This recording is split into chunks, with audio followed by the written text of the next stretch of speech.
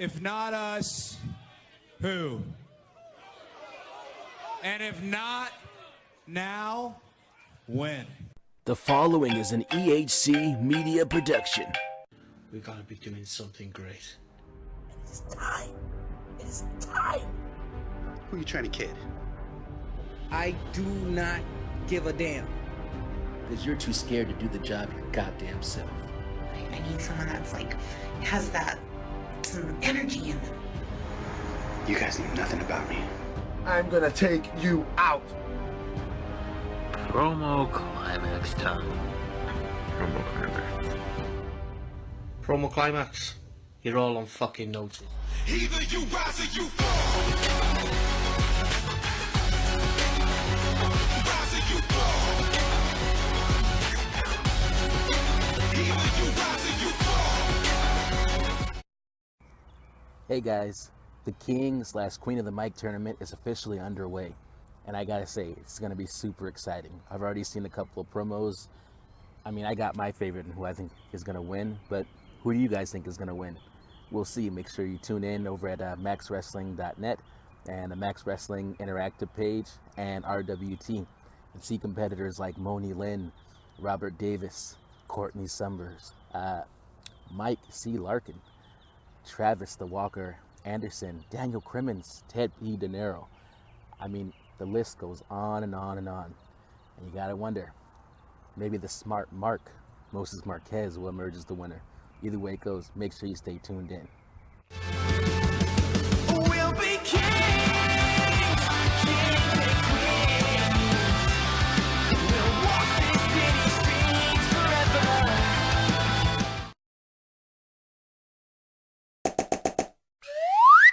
Hi everyone, Ibeza here, and just want to let you know about my two YouTube channels that you might like. First, I have a WWE related channel. I play WWE games, I talk about WWE, the real product and all that sort of stuff. And the other channel, I just play a wider variety of games. The links are in the description of this video, so please head on over and check me out. Thanks very much.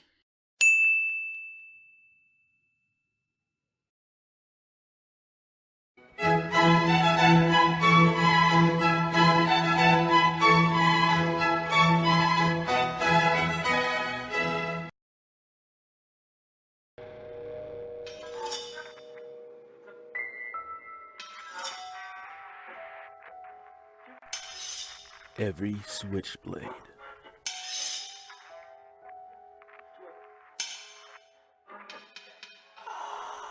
needs his switch babe.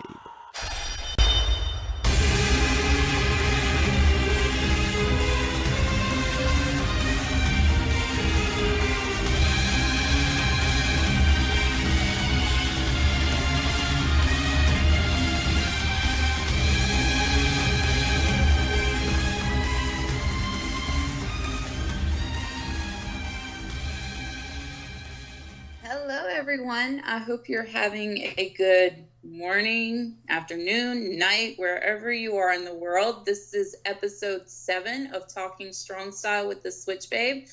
I am your OG Switch Babe, Courtney Summers, and this week we are just going to delve into New Japan and what happened with the Best of Super Juniors final show that just happened a couple of nights ago.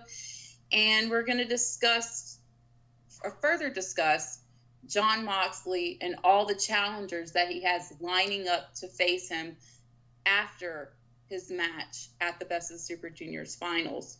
And we're also going to talk about Dominion coming up and what's going to go down there. So without any further ado, let's just dive right into it. Best of Super Juniors 26, final night. We started off with a really fun 6-person tag team match. We had Dragon Lee, Teton, and Shota Umino versus Bandito, Jonathan Gresham, and Ren Narita. And this match was really fun. We had a lot of really big, nice spots in there. And it allowed both Shota and Narita to kind of shine a little bit more than they usually do. And Bandito and Jonathan Gresham, of course, were fire as always. Dragon Lee, as always, kicked ass and killed it. Teton did as well. What we ended up, Narita tried to get that big, beautiful belly-to-belly suplex that he always gets, but Dragon Lee hit him with a running knee and got that 1, 2, 3. And Dragon Lee, Teton, and Shota Umino are your winners. And that was a really good opener, a really good, nice start to the show to get you fired up, to get you into this, and to basically make you want a little bit more. So moving on, we have my boys in the Bullet Club, Taiji Ishimori, El Phantasmo, or ELP, and Robbie Eagles versus Taguchi, Sho, and Yo, which this is kind of hard because I adore Sho and Yo, but I'm a Bullet Club girl for life. So it was kind of one of those matches where I just had to sit back and just enjoy it. And although towards the end, we do have this thing that New Japan is doing right now where Robbie Eagles and ELP are just not getting along. Robbie Eagles is the reluctant, sweet little Aussie heel who doesn't want to do shady things, who wants to do things the right way, but ELP is more vicious and he doesn't care. He just wants to do whatever he wants to do. And his reasoning behind everything that he does is he did it for the Bullet Club, which, you know, that does go with the cutthroat era mentality, which, you know, I'm kind of wondering if Robbie Eagles will be exiting the club soon, or if this is just some kind of big ruse to get the rest of New Japan into a false sense of security, thinking that there are problems within the Bullet Club. But in the end, we had ELP get that victory for Bullet Club. And basically, it was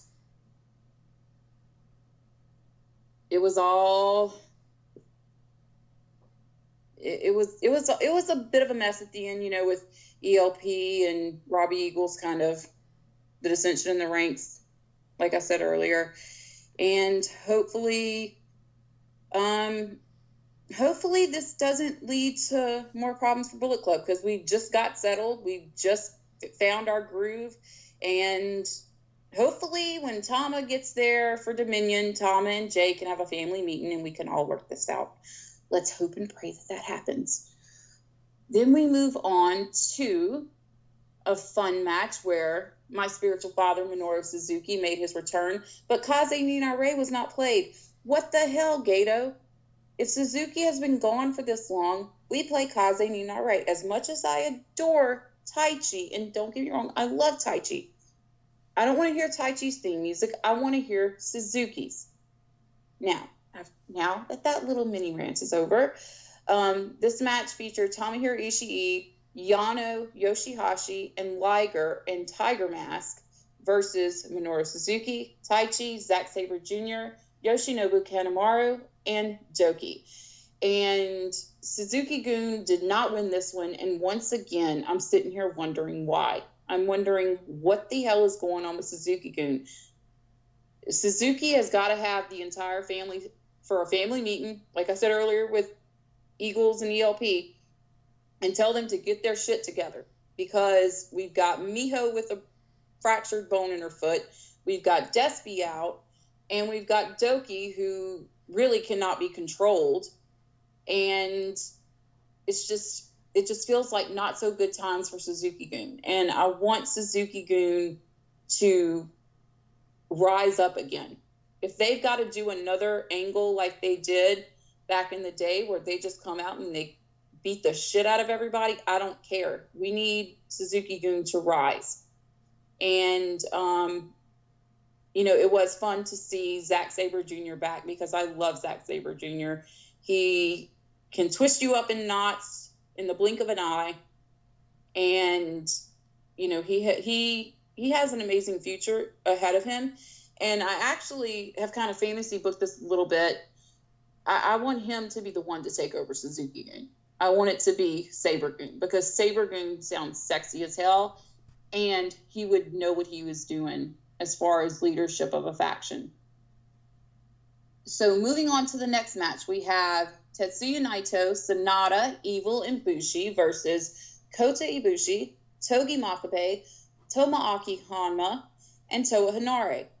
And this one was a really fun match. We had Ibushi and Naito starting the match with some chain wrestling, and of course, Ibushi and Naito are going to beat the hell out of each other. So it's always going to be a fun match. And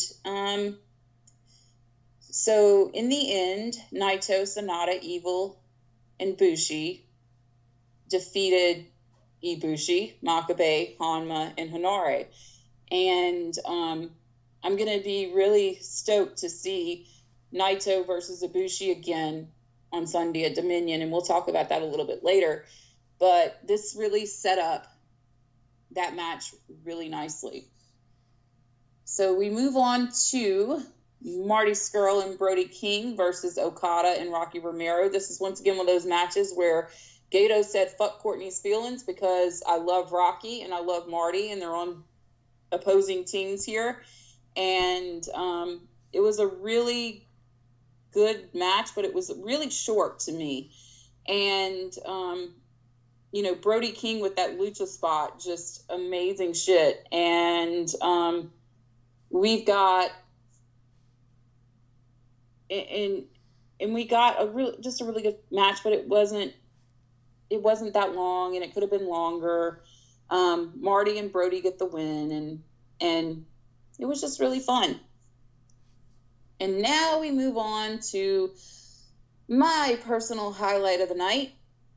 Jay White making his return after a month-long absence that I missed him so much. I had a countdown going on my phone to Showtime of when he was coming back. And Jay served us, y'all.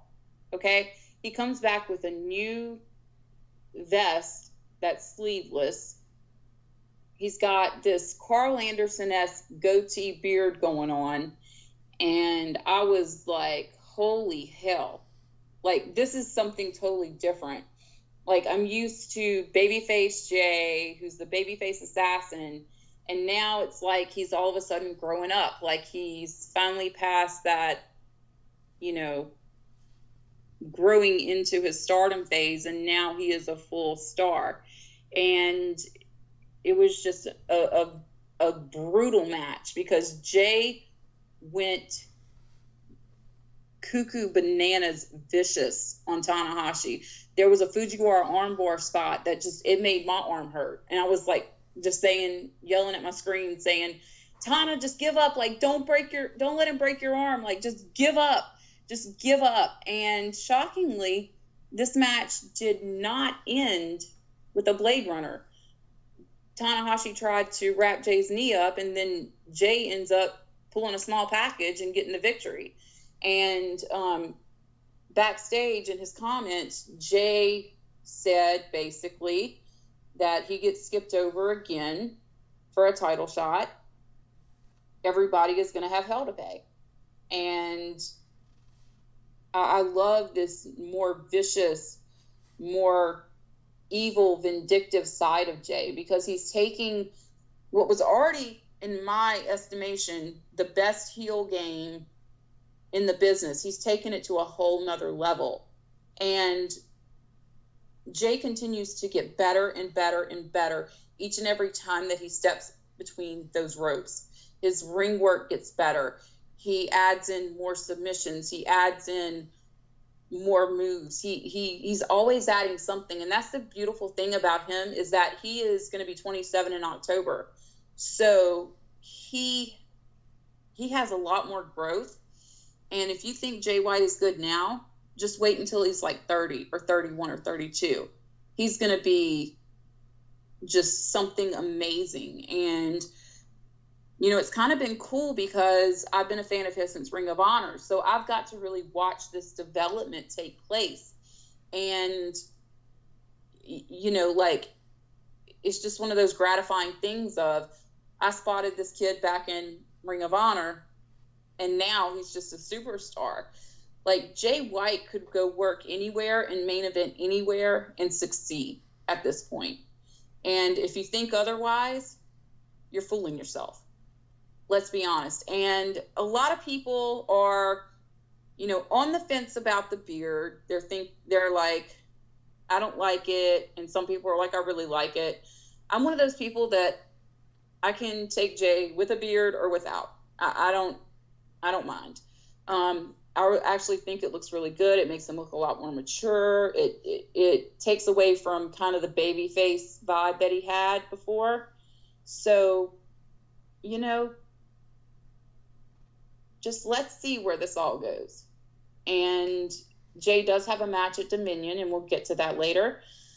But once again, phenomenal match from Jay White. And he's going to keep on giving them to us for years and years to come.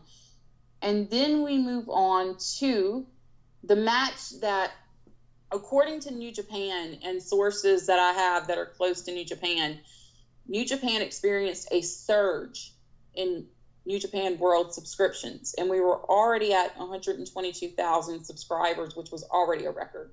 So Jon Moxley is bringing in new viewers to New Japan World, new subs, more fans, and that is a definite good thing.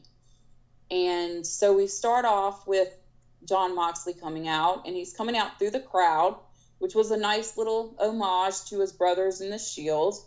And he has short tights on with some gold barbed wire design on one leg, and a leather jacket with Mox spray painted in orange on the back. And he was spitting water and basically like came out like a psychopath too, which was amazing to see, because I was like, finally, this is the Jon Moxley that I remember. This is the Jon Moxley that I remember back on the independent circuit way back in the day before he went to WWE and they kind of messed him up and turned him into a goofy comedy type act almost. And so it was really nice to see that he found that passion that he had lost once more. And it was just amazing. Like, just the entrance and his music. Oh my God, that Death Rider music they gave him. Oh, that is amazing. It fits him to a T. And then Juice comes out and he's wearing like this almost nightcap looking thing. And I'm like, something's going on here. And then he takes it off, and Juice has cut off all of his dreadlocks, and now he just has like basically a short buzz going on. And I'm like, what in the hell, Juice? What did you do that for? Don't you know that warrior strength comes from their hair, and you just cut all yours off? What are you doing? Who's this Delilah bitch that told you to cut your hair off? But this match got insane. We had table spots, barricade spots. We even had Juice jumping off the staging at one of the entrances, and just it just got out of control. It was everything that you thought this match was going to be. It oversold. It ended up going above and beyond what we thought we were going to see. And both guys did an amazing job. Moxley ends up becoming the new IWGP United States Heavyweight Champion. And for me to even be able to just say that sentence is mind-blowing to me. The fact that I'm getting to say that Jon Moxley, who was the former Dean Ambrose in WWE, is now an IWGP champion. 2019 is just wild as hell right now. And, you know, if this is how we are in June, like, December is going to be mental. So just, if I were you and I was a wrestling fan at this point in time, as a sidebar, I would really feel blessed, because this is one of those special times in wrestling where everything is historic and everything is happening that's never happened before. So just sit back and enjoy the ride, you know? Like, we don't have to all be like one company versus the other, or things like that. Just enjoy it. Just enjoy this beautiful, crazy world that is professional wrestling in 2019. So let's move on to what was our main event, which was the Best of Super Juniors 26 finals, which was Will Ospreay versus the Dragon, Shingo Takagi. And Ospreay comes out with this amazing gear and an actual katana sword. And I popped huge for that because I love a katana sword. I love that kind of stuff. And this match, you know, it started with a lot of chain wrestling, some of the best that I've seen in a long ass time. We had like Os cutters blocked, we had Os cutters hit and then kicked out. Like there were a lot of times that I was like, how in the hell did that guy just kick out of that finisher? How the hell? And it ends up this match ended up going a very long time. It was brutal. It was amazing. We had Ospreay reversing a pumping bomber into a Liger bomb, which was probably my highlight of the match.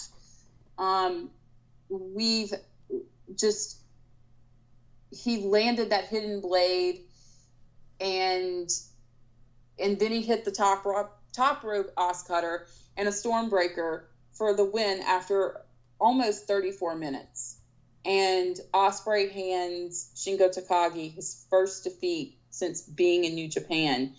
And this was probably for me, besides Jay White and Tanahashi for just personal reasons, probably my match of the year so far. These guys went out there balls to the wall. They didn't hold back.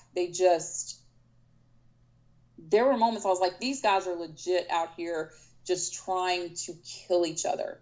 And it was just beautiful. And I was left actually emotional because, you know, Ospreay, you know, he gave his victory speech and he said, "Mom, I did it." And that just made me cry because, you know, like that's the dream. That's what every wrestler dreams of, is to have that big moment of success and to be able to shout out mom and dad and say, "Hey, look, your crazy kid who had this crazy dream that most people never get to this level and accomplish what he has accomplished."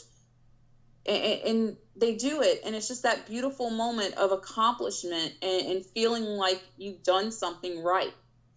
And, you know, Ospreay has been amazing lately, you know, on Twitter, you know, being open about his struggles with, you know, mental illness and stuff like that. And, you know, as someone who is an advocate for that, I will back anyone who is an advocate like that. And he killed it this tournament, and he wins. And, you know, like I was hoping we would maybe see Hiromu Takahashi come out because I miss Hiromu like no other, but he didn't. But, you know, after he won and he had his victory press conference backstage, Will did say he misses Hiromu and he wants him to come back and he wants to face him. So now we're just waiting on Ishimori versus, not Ishimori, because Ishimori lost the belt. I'm still like 2 months back on that. We're waiting on Dragon Lee versus Will Ospreay, which that match is going to be phenomenal. It is going to be spectacular. Overall thoughts on this show from start to finish, an amazing show, and I was legit left emotional after this. Knowing that all of these new fans who had seen Mox as Dean Ambrose in WWE were now watching, and knowing that the numbers are up for subscriptions and everything else, I think that this night could really be a pivotal turning point in New Japan's history. It could be one of those nights where, you know, we're looking back years from now in the wrestling history books, and we're seeing that this was the night that New Japan changed the game, and New Japan became even more of a threat to other companies. And that's a beautiful thing to me as someone who's been a New Japan fan for 7 years, because me and New Japan just made our 7-year faniversary a couple of months ago.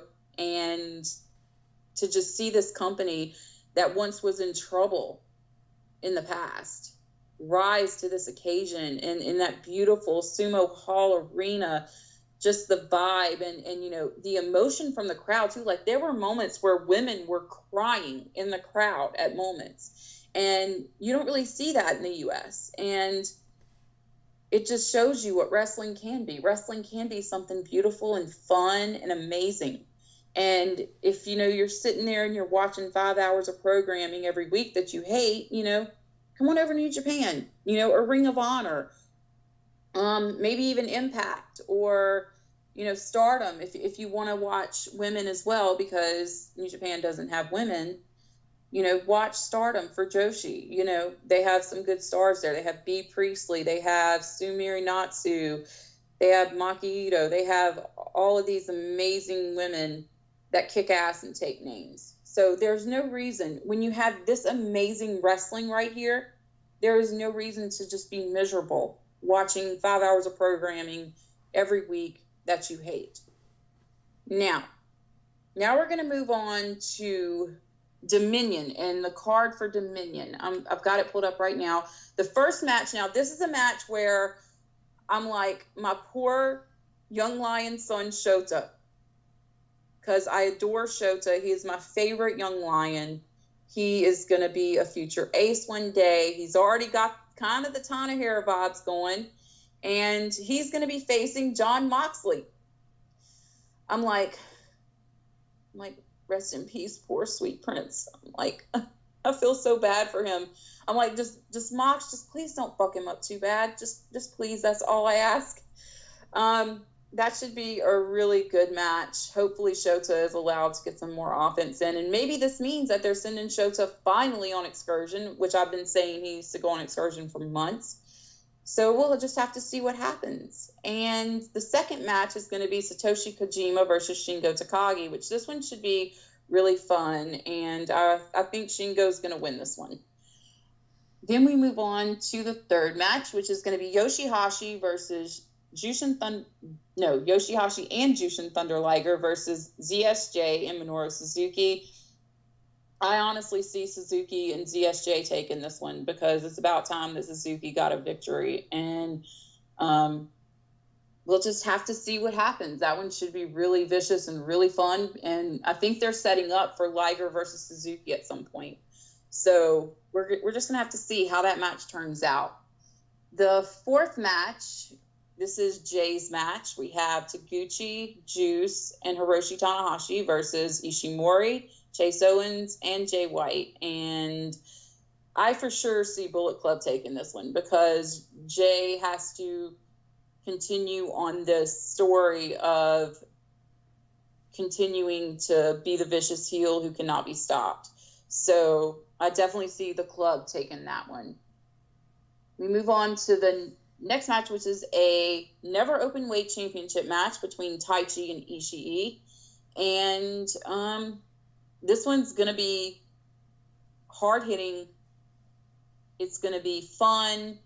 And I actually see Taichi retaining here.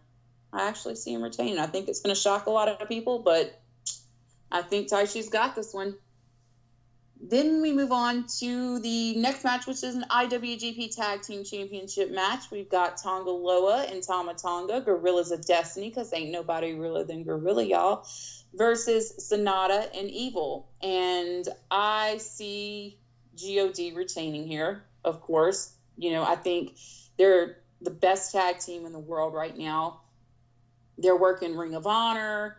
They're working independent dates. They're working New Japan, and they're just on fire right now. So why not keep that fire going and keep those IWGP Tag Team Championships on them? So then we move on to the match that was determined by the Best of Super Juniors finals. We have Dragon Lee versus Will Ospreay for the IWGP Junior Heavyweight Championship. And I honestly see Will Ospreay winning this one because that moment was too feel good for it just to be taken away from him now. So I definitely see Ospreay defeating Dragon Lee and winning. So continue elevating yourself to the sky, Will, because not even the sky is the limit for Ospreay at this point. There is potential for Ospreay to even be included in the G1 because he is so close to being a heavyweight at this point.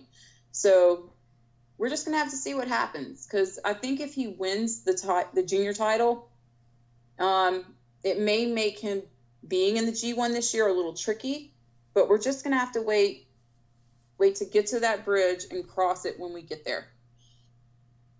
Our 8th match is for the IWGP Intercontinental Championship, and it's Kota Ibushi versus Tetsuya Naito, and this is Ibushi's second defense of that title.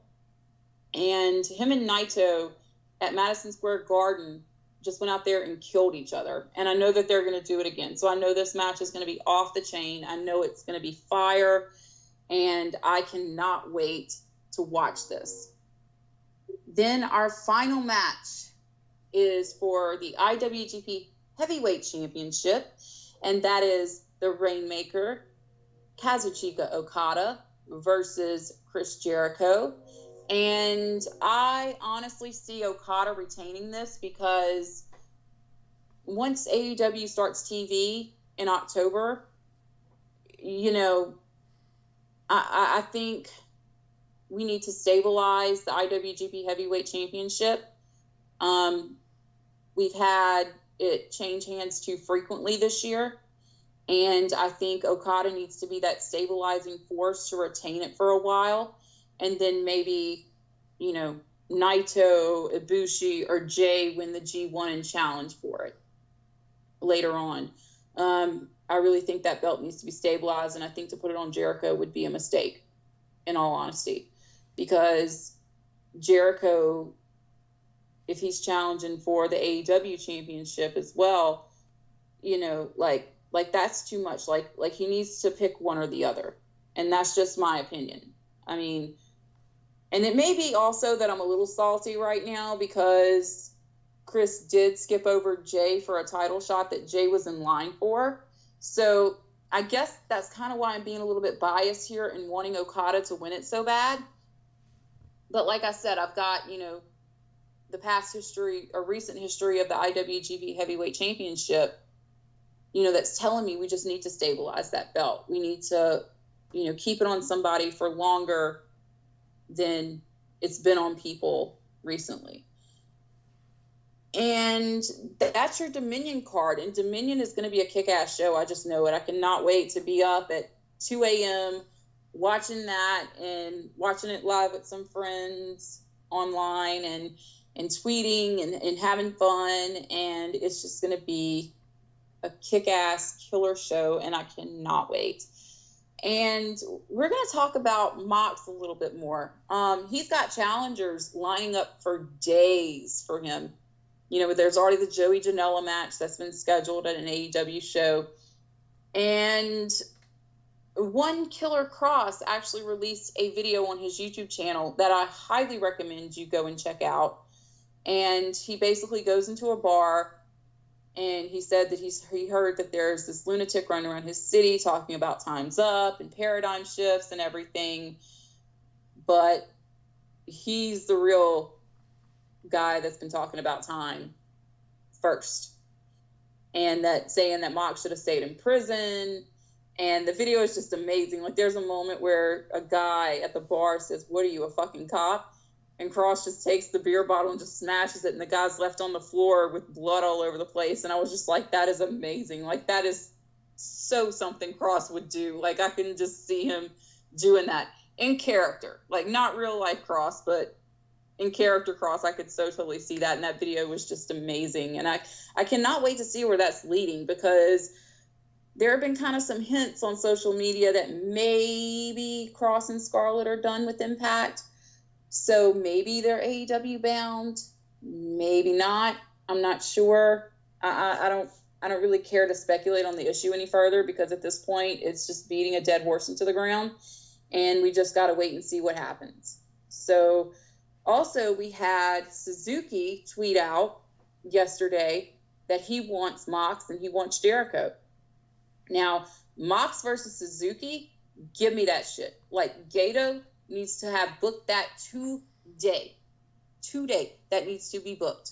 And Suzuki even tweeted again and said, give the fans what they want. They want these matches. And I want Suzuki versus Jericho. Crazy as fuck Jericho versus Murder Dad Suzuki. That will be a vicious, hard-hitting, amazing match. Like, you have these gems of matches that you could have with Mox versus Suzuki and Suzuki versus Chris Jericho. So why not book them? And I'm hoping and praying that we do get to see them. And, you know, just this Mox effect on the industry is just mind-boggling to see how one guy leaving WWE has created this seismic shift in the way that a lot of fans view wrestling. Like, a lot of fans just viewed wrestling as, oh, it's WWE or nothing. But now we have fans actually taking a look at AEW. We have fans actually taking a look at New Japan and other companies as well. And that is a beautiful thing, because wrestling doesn't start and end with WWE. I hate to break it to you. There's a lot more out there. There's Ring of Honor. There's even Impact Wrestling. There is, there's New Japan. There's Stardom, ROH, even GCW, which they put on more of the deathmatch, hardcore type style. But they're fun as well. I actually watched Tournament of Survival 4, and I had a blast watching that. Because sometimes I like to get a little bit dark and a little bit hardcore and watch me some death matches. And I had a lot of fun watching that show. And, you know, there is more out there. So keep that in mind, folks. And speaking of Impact, they kind of had a little snafu tonight, because I'm recording this at 12:30 a.m. Friday night or Saturday morning, whichever way you look at it. And Pursuit did not air the right episode of Impact. Now, this is where I've got to take Impact to task. You need to get the fuck off of the Pursuit network ASAP, because they had the snafu where 25 minutes of the show wasn't broadcast. They have the 4 different 30-minute segments that people are having to DVR to get it on some providers. And it's just, it's not good. It's not good at all that we have the situation where the product is not that bad. The product is good. But if people can't see it, then what the hell are you doing it for? And it just makes no sense to me, which I hope Impact is looking at a better option for a network at this point. Because sure, fuck up once, but you fuck up twice, and you fuck up twice, and it's even worse. It's time to move on. And, you know, they do have the Twitch, but the Twitch gets between 4,000 and 12,000 viewers on average. And 12,000 is me being very generous with them. You have these amazing superstars on your roster like Tessa Blanchard, for now, Scarlett Bordeaux, for now, Killer Cross, Sami Callihan. You've got the Walking Weapon, Josh Alexander, who's there as well. The Rascals, Jordan Grace, you know, like all of these amazing stars that should be on a bigger platform. So give them that bigger platform and don't settle for less anymore, Impact, because you're only further regressing. And I want to see Impact progress, not regress. So when I say this, it's not me hating Impact or me giving Impact the business just to give them the business. This is constructive criticism that needs to be